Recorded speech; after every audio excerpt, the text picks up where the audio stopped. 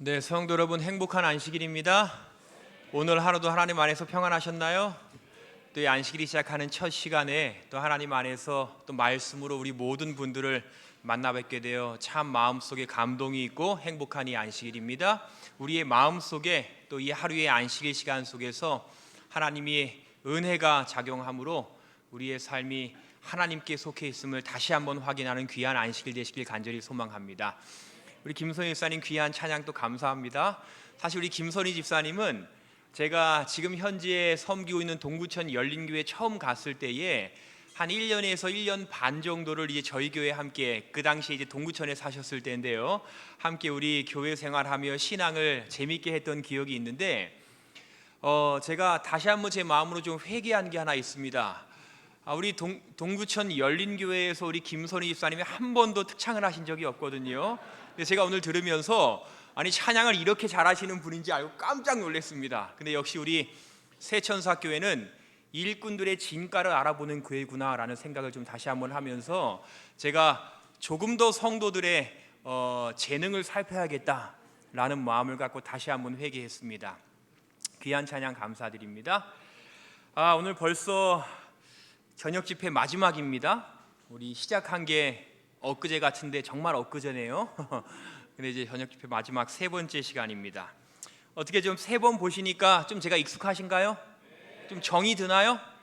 저도 여기서 우리 여러분들 뵈면 예전에는 길가 지나가다가 지나쳐도 모를 분들이지만 이제는 길가에 지나치다가 뵈면 제가 정중히 인사를 드릴 정도로 다 제 마음속에 한 분 한 분의 얼굴이 좀 기억되고 정이 든 것 같아요. 3일 봤는데 정듭니다. 그죠? 일주일 보면 더 정들까요? 그러겠죠. 네. 전 개인적으로 이 정드는 것도 신앙도 똑같다 생각해요. 우리가 하나님과 하루 이틀 더 만나고 한 번 더 하나님 생각하고 한 번 더 하나님의 인도하심을 경험하고 살아가다 보면 하나님과도 뭐가 들어요? 정이 들어요. 그래서 하나님께서 에녹에게 말씀하신 것처럼 에녹아 내가 너 없이 못 살겠다, 너 나와 함께 살자 라고 말하는 장면이 정드는 것의 극치입니다. 그래서 오늘 우리 모든 새천사교회 성도 여러분들도 우리 성도 간의 아름다운 사랑의 정이 드실 뿐 아니라 이 성전에서 함께 신앙하며 우리의 하늘 아버지와도 더 깊은 정이 드심으로 우리가 하나님 없이는 절대 못 살겠다라고 고백할 수 있는 우리 모두의 삶이 되기를 간절히 소망합니다. 자, 오늘 이제 저녁 집회 마지막 세 번째 시간이죠. 오늘 저는 바벨론의 멸망에서 얻을 교훈이라는 제목을 가지고 함께 좀 말씀을 나누도록 하겠습니다. 여러분 짧은 시간이었지만 그동안 우리가 성경 다니엘서의 1장과 4장 그리고 오늘 이제 5장의 말씀을 나누는데 우리가 어떻게 다니엘의 말씀들을 좀 나누면서 내 삶의 이런 덕목들을 더 주의 깊게 기도하며 신경 쓰고 신앙에 정진해야겠다라는 생각이 좀 드십니까? 저에게도 새로운 깨달음들이 있는 시간이었습니다.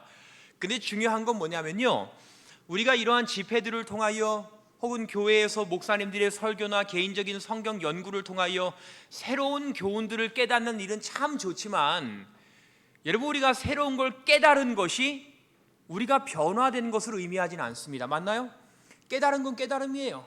변화는 살아가는 겁니다. 그러니까 깨달음이 변화는 아니에요. 그래서 제가 참 좋아하는 한 책에 이런 글귀가 있어요. 우리가 먼저 시작하면 이 글귀를 좀 기억하면 좋겠는데요, 우리는 때로 정직과 행동 사이에 그냥 그대로 있다.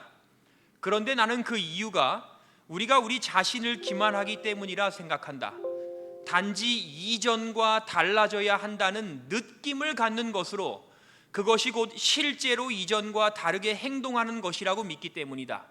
실제로는 아무 행동도 하지 않았으면서 단지 행동할 필요성을 느낀다는 사실만으로 실제 행동한 것처럼 느낀다는 것이다. 여러분 이게 굉장히 우리의 영적인 착각일 수 있어요. 내가 뭔가 새로운 성경적 지식을 얻고 맞아, 그렇지, 깨달음을 얻는 게 우리는 변화됐다고 착각해요. 하지만 그건 변화는 아닙니다. 결국 우리가 새로운 걸 깨달았을 때에 다시 한번 하늘의 능력을 구하여 내가 오늘부터 그렇게 살기로 실행하고 실천하고 삶에 분투할 때에 그것을 가리켜 성경은 우리가 변화되었다고 이야기해요.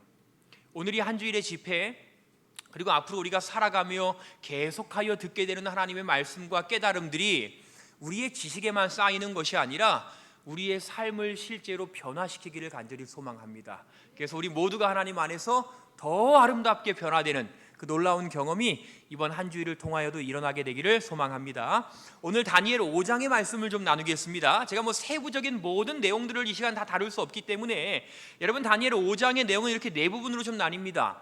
1절부터 4절까지의 내용 첫 번째 부분은요, 이 벨사살 왕입니다. 벨사살 왕이 큰 잔치를 열고 술과 많은 음식들을 먹으며 특별히 하나님의 성전에 사용하던 기구를 갖다 놓고 거기에 술을 따라 마셔요. 그러한 행동을 통하여 하나님을 모독하는 잔치에 대한 장면이 첫 부분입니다. 두 번째 부분에서는요, 그렇게 하나님을 모독하는 잔치 가운데 갑자기 공중에 손가락이 나와서요, 메네메네 데겔 우바르신이란 글씨를 씁니다. 그리고 그걸 보고 이 왕이 크게 두려워해요. 이게 무슨 뜻일까? 근데 세 번째 파트에서 한 사람의 제안으로 하나님의 영이 있는 다니엘을 불러드립니다. 그때의 다니엘이 높은 직책을 차지하지 않았던 것 같아요. 이 왕이 다니엘을 신임하지 않았기 때문이죠. 그 다니엘을 불러들여서 다니엘로 하여금 이 뜻이 무슨 뜻인지 해석하게 합니다. 다니엘이 그걸 해석하고 그 해석의 내용은 이 바벨론 나라가 멸망할 것이라는 예언입니다. 그리고 마지막 부분에서는 왕이 그렇게 해석한 다니엘에게 상을 내리고 나라의 셋째 자리에 앉히고 그리고 나서 그날 밤에 바벨론이 멸망하는 장면에 대한 이러한 네 부분의 이야기가 담겨있는 책이 다니엘서 5장입니다. 그럼 오늘 이 다니엘 5장을 통하여 우리가 나눌 교훈들을 좀 함께 생각해 보기 원하는데요, 우리 다니엘 5장의 가장 마지막에 이렇게 표현하죠. 그날 밤에, 이 잔치한 날입니다. 그날 밤 갈대아 왕 벨사살이 죽임을 당하였고 메대 사람 다리오가 나라를 얻었는데 때에 다리오는 62세였더라. 여러분이 짧은 두 절의 말씀이 핵심적으로 담고 있는 건 그 하룻밤 만에 그 강대국인 바벨론이 뭐 했다는 거예요? 망했다는 거예요. 여러분, 조그만 나라도 아닙니다. 당시의 최고 강대국이에요. 근데 그 강대국 나라가요, 하룻밤 만에 그냥 홀딱 망해버렸어요. 오늘의 다니엘 5장에서 왜 이 말씀을 기록할까요? 여러분, 우리가 성경 말씀들을 볼 때에 우리가 어쩌면 이전에, 저도 그래요, 이 말씀을 볼 때에 그냥 다니엘 해석했고 바벨론은 그날 밤에 멸망했나 보다 라고 하고 끝납니다. 근데 우리는 항상 성경 말씀을 볼 때도요, 그 말씀 가운데 진짜 봐야 할 게 뭔지를 우리가 알아야 돼요. 여러분, 한 이야기를 좀 드릴게요. 이게 한 여인이 있습니다. 캐나다 여인이에요. 이 젊은 여인이요, 운전면허를 따고 하루 운전합니다. 운전하고 막 기분 좋게 차를 타고 운전하고 가다가 갑자기 차 오른쪽에서 덤프트럭 한 대가 와서 이 차를 꽝 쳤어요. 차가 이렇게 사고가 납니다. 완전 찌그러졌죠. 이렇게 큰 사고기 때문에 이 여인이 이렇게 병원에 입원해서 큰 수술을 받을 수밖에 없게 되었어요. 근데 기적적으로 이 여인이 수술이 잘 돼서 의식을 차리고 깨어납니다. 깨어나서 이 여인이요, 이렇게 의식을 잃었을 때의 의료진 중에 한 명이 당신이 이렇게 의식 잃고 수술받았습니다 라는 걸 알려주기 위하여 찍어놓은 사진인데, 그 사진을 받아서 본인의 인터넷 인스타그램, 이렇게 인터넷 카페나 본인의 소식들을 전하는 인스타그램에 이 사진을 올리면서 야 내가 이렇게 차 사고가 나서 크게 죽을 뻔했어, 내가 이렇게 죽을 뻔해서 내가 지금 병원에 입원해 있어 라는 소식을 알려요. 이 소식을 올리면서 이 여인이 기대했던 건 본인의 친구들과 아는 많은 사람들이 야, 너 어떻게 괜찮아? 내가 너 위해 이기기를 응원할게. 너 병원 어디야? 내가 병문안 갈게. 아이고, 그만큼 다. 그러한 위로의 소식들을 듣길 원했기 때문에 올렸겠지요. 근데 여러분, 이 여인에 대한 뉴스 기사가 인터넷에 있는데, 이 여인이 이렇게 큰 사고가 난 장면을 인스타그램에 올렸을 때에 밑에 많은 댓글들이 달렸어요. 그 댓글들 가운데 가장 많은 내용의 댓글이 뭘까요? 너 괜찮아? 너 병원 어디야?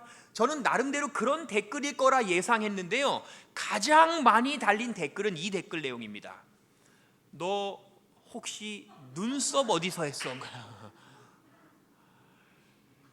근데 제가 그걸 보고 사진을 가만히 보니까요, 저렇게 사고가 크게 나서 수술까지 하고 의식을 잃었는데 저 여인의 눈 보세요. 눈썹이 어떻게 돼 있어요? 바짝 올라가 있어요. 그럼 저 사진 보고요, 많은 사람들이 야, 너 얼마나 다쳤어? 너 어디 병원이야? 괜찮아? 묻기보다는 더 많은 내용이요, 야, 너 눈썹 어디서 했어? 어떻게 그렇게 사고가 났는데도 눈썹이 오똑하게.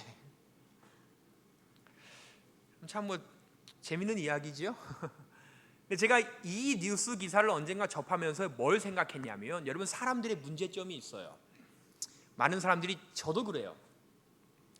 진짜 봐야 할 게 있는데요, 사람은요 자기가 보고 싶은 것만 봅니다. 맞아요? 듣고 싶은 대로 들어요.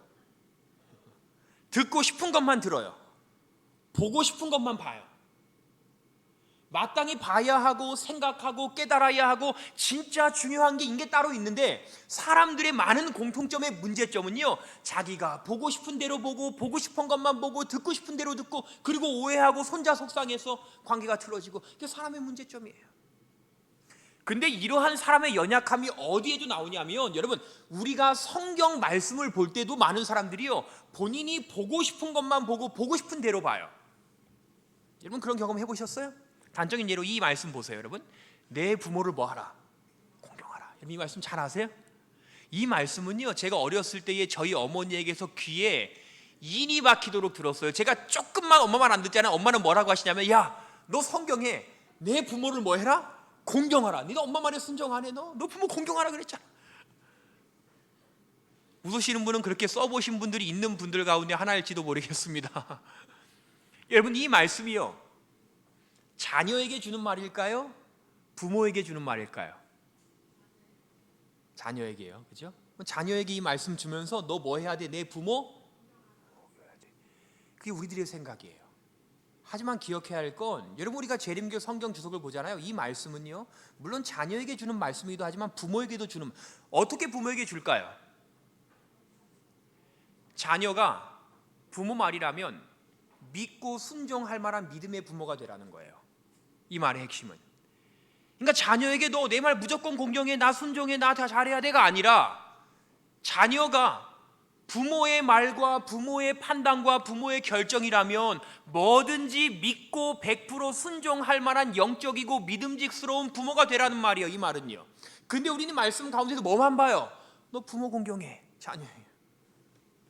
사실 성경의 많은 부분들이 그래요. 오늘 다니엘 5장이 그렇습니다. 우리는 그 말씀 가운데에서 바벨론이 망했구나만 보는데, 오늘 이 5장의 핵심 내용 가운데 하나는요, 이 질문을 좀 생각해 보세요. 여러분, 바벨론은 무엇 때문에 망했을까요? 이게 핵심이에요. 그 강대국 나라, 어느 나라도 쉽게 침략하지 못하는 영원할 것 같은 그 강대국 바벨론이요, 도대체 뭐 때문에 하루 만에 망했을까요? 여러분, 우리가 역사 사전에, 이게 위키 백과인데요, 백과 사전에 보면요, 바벨론의 멸망치잖아 이런 내용이 나와요. 기원전 539년 키루스, 고레스죠, 키루스 2세는 바벨로니아를 공격한다. 전쟁은 오피스에서 6월에 시작됐고 바벨로니아 곧 패하게 된다. 뒤이어 마침내 사이파라가 항복한다. 나보지두스는 바벨론 도망쳤으나 고브리아스가 계속해서 쫓기어 사이파라가 항복한 지 이틀 뒤에 마침내 키루스의 병사들 싸우지 않고 바벨론 입성해서 멸망하게 된다. 여러분, 이 백과에서 강조하는 건 사이파라라는 지역이에요. 이 지역이 당시에 군사적으로 굉장히 중요한 지역인데, 바벨론이 왜 멸망했냐면 이 사이파라에서 크게 패배를 했기 때문에 바벨론 멸망했다. 역사학자들은요, 바벨론이란 나라의 멸망의 이유를 사이파라에서 패배했기 때문에 바벨론 멸망했다 그래요. 맞나요? 여러분, 그 역사적인 거예요. 근데 우린 영적으로 보면 바벨론 왜 멸망했어요? 그들의 군사력이 약했기 때문이 아니에요. 저기서 전투를 못했기 때문에 망한 게 아니에요. 왜 망했어요? 누구 때문에요? 벨사살 때문에. 벨사살 왕 그의 귀족 1000명 큰 잔치 베풀고 술을 마시고 성소 중에 탈취하여 온 금 그릇 가지고 그것을 마시고, 여러분, 바벨론이라는 나라가 멸망하게 된 계기는요, 그들의 군사력 때문이 아니라, 왕의 무능함이 아니라 왕의 영적 문제 때문이에요. 하나님을 적대하고 하나님을 무시하고 영적인 연약함. 그래서 우리 선지자 왕에도 이런 표현이 있죠. 느부갓네살의 손자 벨사살의 어리석음과 영적인 연약함 때문에 바벨론은 무너질 수밖에 없었다. 문제의 핵심이요, 영적인 거예요. 그 한 사람의 실패. 이런 건 잘 기억하세요? 오늘 우리 가족 중에요, 나라는 한 사람의 믿음의 굳건함이 중요한가요? 중요해요. 나 빼고 내 가족 아무도 충실히 믿음하지 않는 것처럼 보여도 오늘 내가 믿음 안에 굳건하잖아요. 우리 가정에는 희망이 있습니다. 이 교회도 마찬가지예요. 근데 반대로요, 우리 가족이 그럭저럭 신앙하며 잘 믿음 지키고 사는 것 같지만 내가 오늘 벨사사처럼 내 혼자가 믿음으로 무너지잖아요. 우리 가정에 위기가 생길 수 있어요? 있어요. 그 한 사람 때문에. 이 교회도 마찬가지예요. 그래서 제가 첫 번째 날에 소개해드린 것처럼 하나님의 자녀들 편의 모든 실패는 다 뭐 때문에요? 재능의 부족, 재정의 부족, 능력의 부족이 아니라 오늘 저와 여러분이 하나님의 자녀라면 우리들의 실패의 모든 원인은 다 뭐 때문에 온다고요? 결국 믿음 때문이에요. 믿음 때문에. 다니엘 5장은요 이걸 기억하라는 거예요. 그 강대국도 그 왕의 믿음이 없었을 때 멸망했다는 거예요. 군사력의 문제가 아니라 결국 믿음. 근데 이제 여기서 우리는 마귀가 우리를 혼동시키는 계략을 좀 경험합니다. 여러분, 제가 예전에요 6년 전입니다. 6년 전이죠. 6년 전에 저희 장모님이 저에게 전화하셨어요. 박서방, 텃밭을 하나 하시는데 거기에 조그만 고구마 밭이 있어요. 근데 이제 고구마 줄기를 걷어야 된다고 해서 저한테 와서 그 고구마 줄기 좀 와서 걷으라고, 언제 시간 되냐고 해서 제가 그때 가겠습니다 하고 갔어요. 갔더니 이제 장갑을 주시고 뭐 장화도 주시고 낫을 하나 주세요. 그 낫을 주시면서 이제 고구마 줄기 이렇게 걷으라는 거예요. 근데 제가 정말로 속이지 않고요, 낫을 들고 낫질을 딱 2번 했는데 허리가 삐끗했어요. 딱 2번 했는데 허리가 딱 삐끗했어요. 그 제가 허리를 잡고 이렇게 막 나오니까 제 장모님이 저를 아주 한심한 눈으로, 그럼 남자가 뭐 낫질을 2번밖에 안 했는데 뭐 허리 삐끗해서 나오냐고. 근데 또 옆에서 짜장면을 시켜주셔서 짜장면은 또 되게 맛있게 먹고 왔더니 일은 안 하고 또 짜장면 먹는다고 막 뭐라고 하세요, 장모님. 얼마나 그날 욕을 먹고 집에 왔는데 그날부터요 이 허리가 굉장히 심하게 아파가지고요 잠을 못 자고 움직이질 못하겠는 거예요. 그렇게 제가 오른쪽 허리를 세게 삐끗한. 그래서 제가 참다가 못해서 그 다음 날이 휴일이었는데 휴일에 막 인터넷으로 검색해서 한의원에 가서 좀 검진을 받고 침을 맞으려고 검사했더니요, 검색했더니 당시에 저희 집이 태계원이었는데 서울 저기 노원구 가면 여는 아주 유명하다는 한의원이 하나 있었어. 그래서 거기에 막 힘들게 차를 타고 한의원에 갔습니다.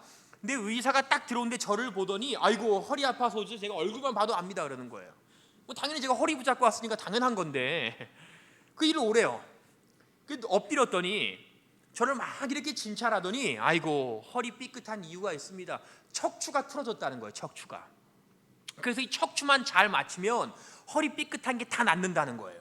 그래서 제가 날 침 맞고 막 척추를 맞추는 뭐 이렇게 한 다음에 가려고 했는데 의사가 뜸을 들이더니 아이고 선생님, 제가 웬만하면 이런 얘기 안 하는데 선생님은 가능성이 있어 보여서 제가 말씀드리는데 저희 병원에서만 판매하는 아주 좋은 의료기기가 하나 있는데 그걸 사가지고 가시면 선생님의 이 체형에 보면 딱 맞겠다는 거예요.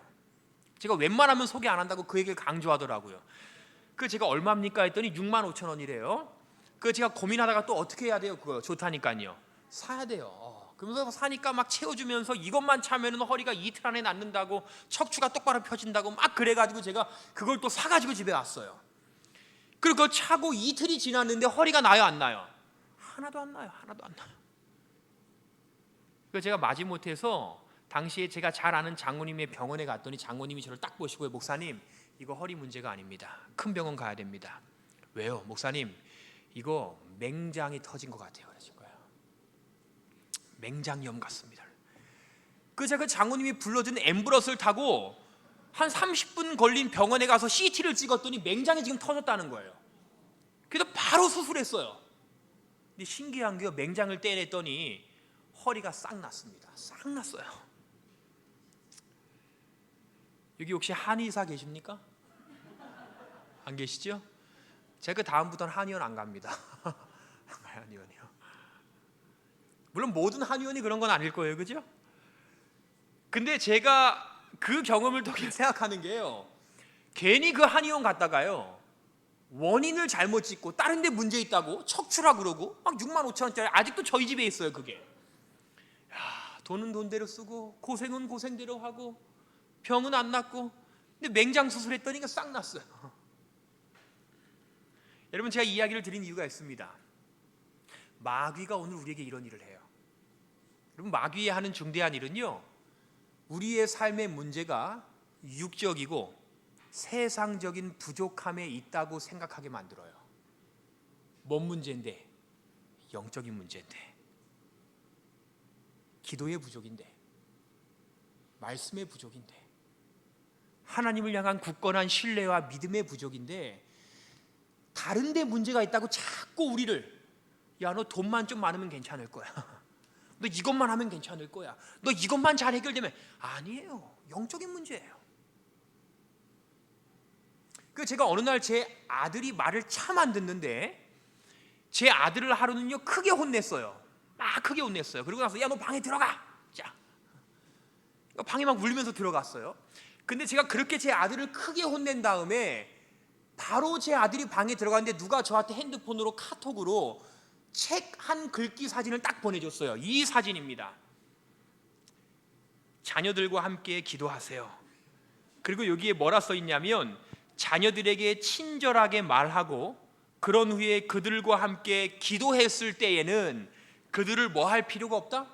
벌할 필요가 없다. 제가 제 아들을 막 혼냈는데 누가 저에게 카톡으로 이걸 딱 보내줬어요. 누가 보냈을까요? 제 아내가요. 제가 그 1월에 받은, 작년 1월에 받은 건데요, 멋쟁이 준이가 제 아들입니다. 제 아들이 보냈어요. 제가 그거 보고 나서 다시 불러서 혼낼까 하다가 지금 생각해도 황당해요. 언젠가 뭐 아침 예배 드릴 때에 봤던 글귀인 것 같은데, 이 아이가 이걸 보고 나서요 혼나니까 방에 들어가서 아빠 이거나 좀 보라는 거예요. 쏙 저한테 보냈어요. 혼낼 필요가 있다 없다? 없다. 근데 제가 사실은 연거 보고요, 이 아들이 아빠의 말을 안 듣는 게 이 아들의 문제가 아님을 깨달았어요. 너가 실수하고 너가 못해서 너가 잘못해서 혼나는 거야 라고 생각했는데, 제가 이 글귀를 유심히 보니까요 뭐라 돼 있어요? 자녀와 함께 뭐 할 때는, 기도할 때는. 제가 제 사랑하는 아들이 뭔가 실수하고 뭔가 좀 부족하고 아빠 뜻대로 안 됐을 때에 제가 이 아들을 끌어안고 손잡고 함께 기도해 준 적이 없어요. 목사로서 성도들을 위하여 기도하지만 이 아들이 말 안 들었을 때 제가 이 아들을 혼내는 대신에 손잡고, 그래 아빠랑 같이 기도하자. 이 아들이 뭔가 부족하고 공부 못하고 고민해 있을 때, 그래 아빠랑 같이 기도하자. 는 안 해주고 혼내면 너가 실수, 너가 약한 거잖아. 근데 결국 문제가 뭐예요? 저의 기도에 부족해요. 근데 마귀는요 자꾸요 문제가요 쟤한테 달려있다고 느끼게 만들어요. 우리 가정의 불화가 나의 영적인 문제가 아니라 내 배우자에게 달려있다고 믿게 만들어요. 마귀의 일이에요. 자녀가 공부 못하고 자녀가 말 안 듣는 게 걔 문제라고 생각해. 아니에요. 오늘 부모로서 내가 자녀를 위하여 더 간절히 기도하지 않음이 문제인데, 결국 우리 그리스도인의 삶의 모든 문제는 다 뭐의 문제라는 거예요? 영적인 문제라는 거예요. 그래서 오늘 교회 증언 7권에요, 여러분 전 이 일이란 단어를 우리 각자에 좀 적용시키고 싶어요. 어떤 인간도 이 일을 성취시킬 수 없다. 오직 하나님만이 그 일. 여러분, 오늘 내가 고민하는 문제 있으세요? 내가 지금 고치고 이기고 변화시키고 승리케 원하는 문제 있으세요? 여러분, 그 일을요 여기에 적용시켜 보세요. 오늘 내가 애쓰고 고민하는 그 일은 어떤 인간도 못해요. 오직 누가 해요? 하나님이에요. 근데 우리가 이거 깨닫지 않고요 다른 방편으로 이거 이겨내려고 하잖아요. 그거 헛수고입니다. 그래서 우리 사랑하는 새천사교회 성도 여러분들이시여, 오늘 결국 우리의 삶의 모든 문제는 믿음의 문제입니다. 영적인 문제예요. 오늘 그 일을 위하여 나의 능력을 키우기보다는요 나의 믿음을 먼저 키워야 합니다. 그게 첫 번째예요. 그래서 하나님 안에 우리의 믿음이 더 굳건히 성장함으로 우리 하나님 안에서 굳건한 믿음을 가지고 우리의 삶의 모든 일들을 넉넉히 이길 줄 아는 그러한 참된 하나님의 백성으로 생애하는 우리 모두의 삶이 되기를 간절히 소망합니다. 근데 이거 참 간단한 것처럼 보이지만 문제는요, 우리의 그런 믿음이 쉽게 자라요, 안 자라요? 잘 안 자라요. 여러분, 제가 첫날부터 계속하여 사실 반복하게 말씀드린 것에 서로 다른 공통되는 핵심은 믿음을 성장시키는 거예요. 우리 첫째 날에는요, 모든 일에 영적으로 손해가 되든 유익이 되든 둘 중에 하나이기 때문에 이걸 잘 분별해야 우리의 믿음이 자란다고 그랬고요. 어제의 말씀 가운데서는 우리가 믿음을 키우려면 뭐 해야 된다? 활동해야 된다. 그래야 믿음이 커요. 오늘 한 가지 방편을 더 말씀드리기 원합니다. 여러분, 성경에요, 답이 나와 있어요. 믿음은 어디서 난다? 들음에서 난다. 들음은 그리스도의 말씀으로 말미암아 느니라.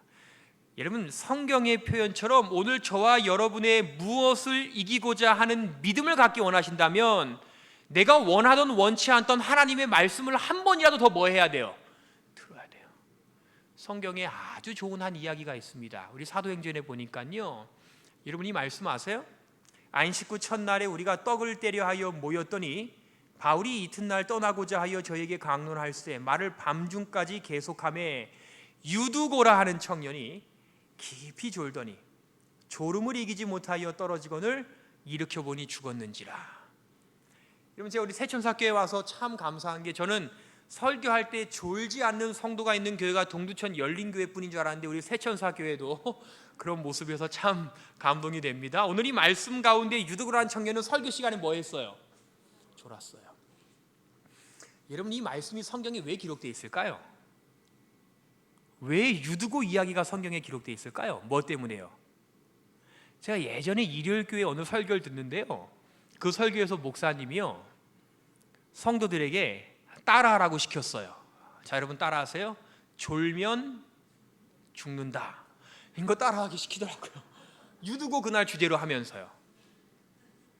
여러분, 유두고라는 이 인물의 이야기가 성경에 기록된 이유가 설교 시간에 졸지 말라는 말하려고 기록되어 있을까요? 아니에요? 왜 기록되어 있을까요? 그거 아니면요, 여러분, 우리가 이 말씀이 담고 있는 본질을 좀 알아야 합니다. 이 말씀의 본질을 좀 알려면요, 유두고가 졸았죠, 설교 시간에. 근데 우리가 기억해야 될 건 유두고라는 사람의 이름이에요. 여러분, 유두고라는 사람의 이름 뜻이 행운이란 뜻입니다. 행운. 왜 행운이냐? 여러분, 당시에 유두고라는 이름은 아주 흔한 이름이에요. 근데 누구에게 흔했냐면 당시에 노예들의 이름이 유두고였습니다. 왜냐하면 주인에게 노예는 사람이 아니라 하나의 물건이에요.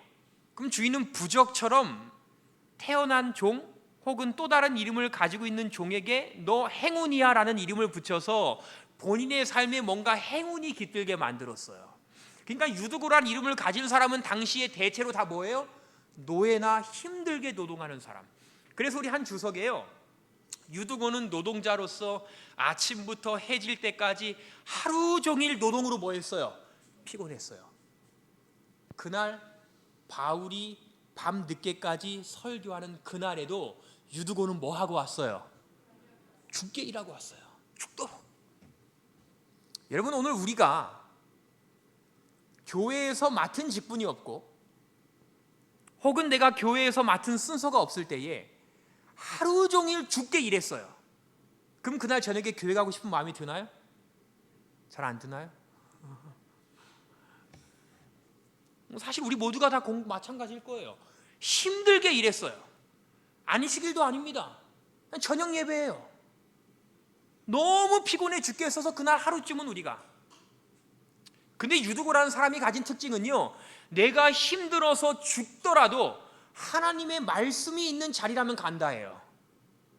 내가 피곤해 죽겠어도 하나님의 말씀이 나를 살게 하기 때문에 그 말씀이 있는 곳에는 나는 간다. 꼭 교회뿐 아니라 어느 곳이라도. 여러분, 제가 오늘 이 말씀을 통하여 여러분들에게 교회에 빠지지 말라는 말씀을 드리려는 게 아닙니다. 제가 오늘 강조하는 핵심은요, 여러분, 아무리 우리의 삶에 피곤함과 분주함과 조급함이 있더라도요, 하나님의 말씀을 먹고 하나님을 만나는 일을 등한히 하면 안 돼요.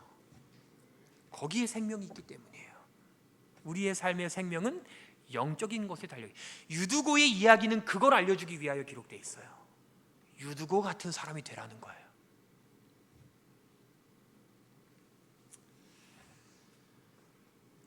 여기가 여수입니다. 여수 요양병원이에요. 제가 예전에 여기를 간 적이 있는데, 여기 계신 분들이 이제 뭐 하는 분들이에요? 여수 요양병원에 계신 분들의 90%가 암 환자입니다. 이분들 뭐 해요? 하루 종일 투병하는 분들이에요. 투병. 그죠? 어떤 분들은 너무 힘들게 하루하루를 사세요. 항암을 하고 너무 몸이 지쳐서 휴식하러 오신 분들도 많아요.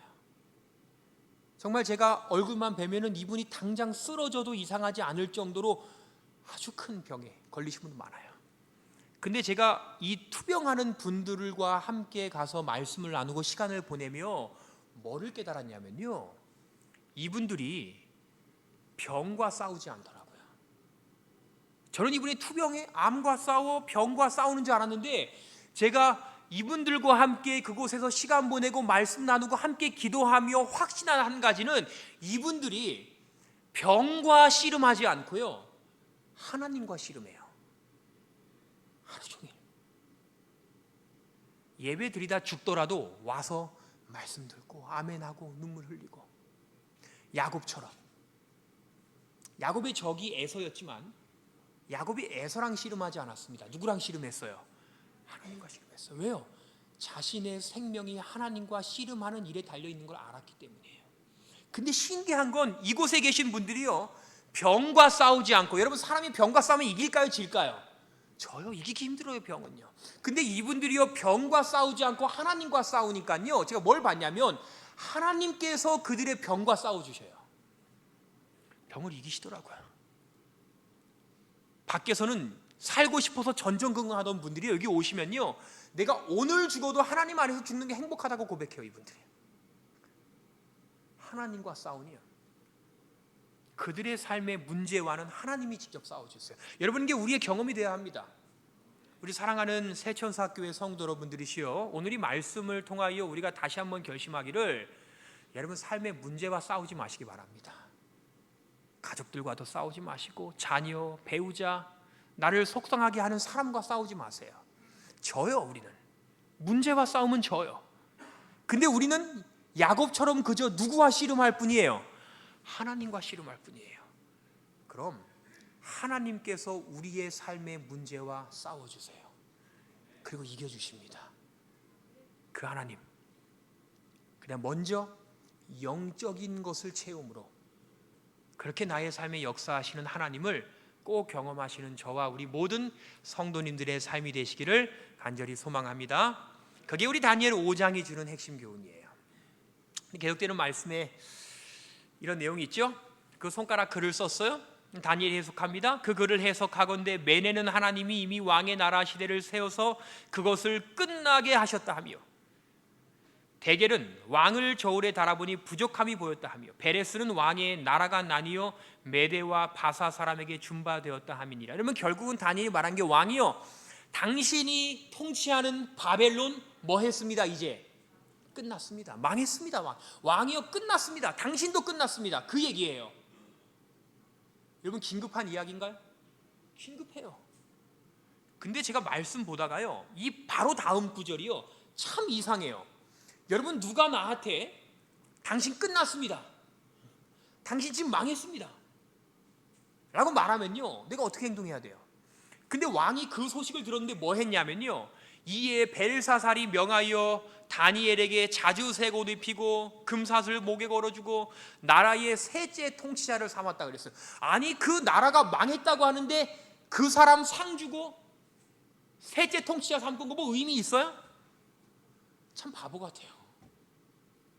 지금 본인이요, 뭘 해야 할 때인지를 몰라요. 그 분간을 못해요. 이 사람이 당장 짐 싸들고 도망가고 재 뒤집어 쓰고 회개해서 하나님이 혹시 이러한 뜻을 고쳐주실까를 간구해도 부족한 판에, 이 왕이요, 그런 소식 듣고도요, 상 주기 바쁘고 칭찬하기 바쁘고, 여러분 전도서예요. 천하의 범사가 다 기한이 있고 모든 목적을 이룰 뭐가 있다? 때가 있다. 날 때, 죽을 때, 심을 때, 뽑을 때, 세울 때, 사랑할 때, 미워할 때, 전쟁할 때, 평화할 때. 여러분 모든 일이 다 적절한 때가 있어요. 맞나요? 때가 있어요. 그 때가 지나가면요, 아무리 후회해도 돌이키지 못해요. 제가 전임하던 교회에 잘 아는 한 여집사님이 있습니다. 그 여집사님이 교회에서 뵈면 늘 싱글벙글 아주 평안하신 분인데, 지금은 한 80대 정도 되신 우리 여집사님, 그 남 장모님이 계세요. 겉으로 봤을 때 아주 부족할 거 없고 평안해 보이시는 분이었는데, 제가 목회자들과 함께 이분 가정을 방문 가서 이분의 과거의 이야기를 좀 들으셨어요. 여러분 보니까 제가 방문 다니다 보면 다 평안하고 행복한 것처럼 보이는데 삶에 어려움이 없는 가정이 하나도 없더라고요. 이 여집사님이요, 방문 갔더니 예배를 드리고 큰 사진을 이렇게 보여주시는데 아주 잘생긴 남청년 한 명 사진이 있는데 아드님이래요. 예전 아드님 모습이에요. 근데 이 아드님이 미국에 유학을 보냈어요. 공부를 아주 잘해서 그 미국에 유학 보냈을 때 대학에서도 1등하고 항상 장래가 촉망되고 믿음이 있고, 근데 그 미국 유학의 교회에 가서 청년들과 함께 물놀이를 갔는데 강가에 물놀이를 하다가요, 물에 빠졌어요. 청년 몇 명이. 그래서 배가 얼른 보트가 와서 그 사람들을 건져냈습니다. 그리고 구명조끼를 다 줘서 입혔어요. 막 지친 상태에서. 근데 이 남청년이 아주 매너가 좋아요. 바닥에 차가운 데 배에 이렇게 앉아서 가니까 본인 구명조끼를 벗어서 옆에 있는 여청년에게 깔고 앉으라고 줬어요. 차가우니까. 본인은 구명조끼를 벗은 거죠. 근데 그때에 배가 물결 때문에 출렁해가지고 이 남청년이 뒤로 빠졌어요. 다시 한번. 그리고 이 남청년이 찾지 못하고 죽었습니다. 며칠 지나서 막 한참 지나서 그 남청년 시신을 찾았어요. 미국 장례식 하면, 미국 장례식은요, 큰 유리관에 고인의 모습을 이렇게 보여서 사람들이 기리게 해요. 그 부모님이 그 소식을 듣고 급하게 비행기를 타서 왔어요. 그리고 아들을 봤을 때에 그 하나밖에 없는 아들이 그렇게 갔는데 얼마나 속상하겠어요. 막 정신을 잃었죠. 근데 그 여집사님이 제가 집에 방문 갔을 때의 그 경험을 이야기하면서 눈물을 흘리시면서요, 참 속상한 이야기를 하시는데, 이 집사님이 저한테 하셨던 말이 굉장히 제 마음에 와닿아요. 목사님, 제가 그때 제일 후회되는 게 뭔지 아세요? 제가 제 아들 생각하면 제일 후회되는 게 뭔지 아세요? 제가 제 아들을 미국에 보내지 말걸, 그것도 후회 안 합니다. 제 아들에게 더 용돈 넉넉히 줄 거 후회도 안 돼요. 제가 제 아들이 사고 나기 전날 저녁에 아들이랑 통화했을 때에 제가 제 아들에게, 아들아, 엄마가 너 정말 사랑한다, 엄마가 너 진짜 사랑한다, 그 사랑한다는 말 한 번도 하지 못한 게 너무 후회된다는 거예요. 지금 그 말 하고 싶고 마음이 간절한데 죽어버린 아들 앞에서 할 수가 없는 게 너무 후회된다. 그거 한 번만 더 해도 괜찮은데. 제가 그 이야기 듣는데요, 얼마나 제 마음에 와서 그렇게 박히는지. 여러분, 사랑도요, 우리가 언제나 사랑할 수 있을 것처럼 생각하지만 사랑에도 때가 있어요. 맞아요? 때가 있어요. 내가 하나님 믿고 제대로 변화되고 회개하는 것도 내가 조금 시간이 흘러서 내가 마음먹으면 언제든지 회개하고 변화될 수 있을 것처럼 생각하지만 아니에요. 여러분, 회개하고 변화되는 것도 때가 있어요. 세상의 모든 일에는 다 뭐가 있어요? 때가 있어요. 예수님과 향유 옥합을 깨뜨린 마리아가 있습니다. 여러분, 마리아가 저 때에 예수님께 드리려고 깨뜨린 향유 옥합이 당시의 돈으로 한 3천만 원 정도 해당한다는 이야기를 아마 우리가 한 번쯤은 들어봤으려, 아주 값비싸죠. 여러분, 근데 이 마리아는 이 3천만 원짜리 향유를 언제 사놓은 걸까요? 사자마자 예수님께 가져온 걸까요? 아니면 미리 사서 준비해 놨을까요? 오래도록. 왜 샀을까요? 그럼 여러분, 우리가 시대 소망을 보면요, 마리아와 향유 옥합에 대한 아주 중요한 한 교훈을 좀 우리가 얻을 수 있는데, 여러분, 이런 증언이 있어요. 구주의 시신에 아낌없이 부으려고 했던 향기로운 선물을 마리아는 그분의 산 몸에 부었다. 아리마대 사람 요셉과 니모데모는 저희의 사랑의 선물을 예수께서 살아계실 때 바치지 않았다. 그들은 비통한 눈물을 흘리면서 예수의 차디차고 의식 없는 몸을 위하여 값진 향료를 가져왔다. 향을 가지고 무덤에 찾아갔던 여인들은 예수께서 이미 부활하신 뒤였기 때문에 저희의 수고가 헛된 것을 깨달았다. 여러분, 이 내용 가운데 우리가 파악할 수 있는 한 가지는요, 마리아는 이미 예수님께 드릴 이 향유를 오래전에 사놨어요. 언제 드리려고? 빨간 부분에요. 예수님 돌아가시면 드리려고. 돌아가시면.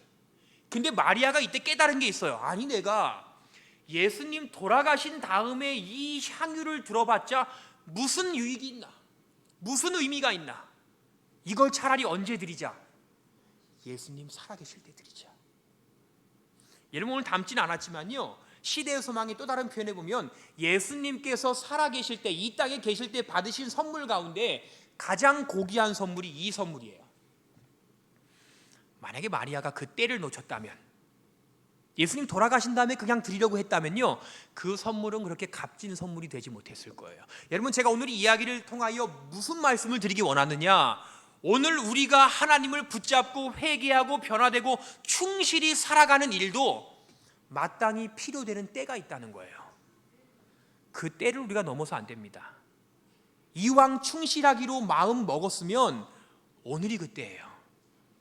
내일은 우리에게 기회가 없을지 몰라요. 이왕 내가 하나님께 헌신하기로 마음 먹었다면, 헌신해야 된다는 걸 깨달았다면요, 오늘이 그때예요. 내일은 없어요.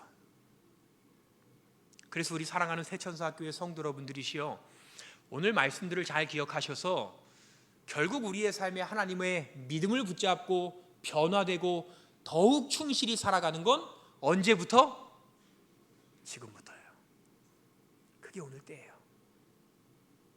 오늘 그 사실을 기억하시고 오늘부터 우리가 즉시로 충실되게 사는 참된 하나님의 백성들이 되기를 소망합니다. 자, 그럼 오늘 말씀을 정리합니다. 첫 번째, 여러분, 바벨론의 멸망의 이유를 기억하시기 바랍니다. 군사력의 부족도 아니에요, 그죠? 왕의 능력의 부족도 아닙니다. 그 강대국이 멸망한 것도 한 가지, 뭐 이유예요? 영적 이유예요. 하나님 자녀들 편의 모든 문제는 다 믿음의 부족으로부터 온다라는 걸 기억하셔서 내가 때로 조금 힘들고 고민될 때 먼저 살펴야 하는 건 내 믿음이에요. 특별히 마귀는 우리의 삶의 문제가 다른 데 있다고 자꾸 착각하게 만들어요. 거기에 현혹되지 마시기 바랍니다. 더 나아가서 오늘의 교훈 가운데 믿음을 키우기 위하여는 때를 얻든지 얻지 못하든지 어쨌든 우리는 말씀을 뭐 해야 돼요? 듣고 접해야 돼요. 한 번이라도 말씀 더 많이 들으면 한 걸음이라도 믿음이 성장하게 되어 있습니다. 그게 성경의 원리예요. 네 번째, 여러분, 우리의 삶의 문제와 여러분이 직접 싸우지 마시고 하나님과 씨름하시기 바랍니다. 그럼 하나님이 내 문제와 싸워주실 거예요. 끝으로 우리에게 주어진 변화의 기회가 있을 때에, 여러분 아직 때가 있을 때, 그때 하나님께 더 충실하시길 바랍니다. 그때가 지나면 후회해도 돌이킬 수 없음을 기억해야 돼요.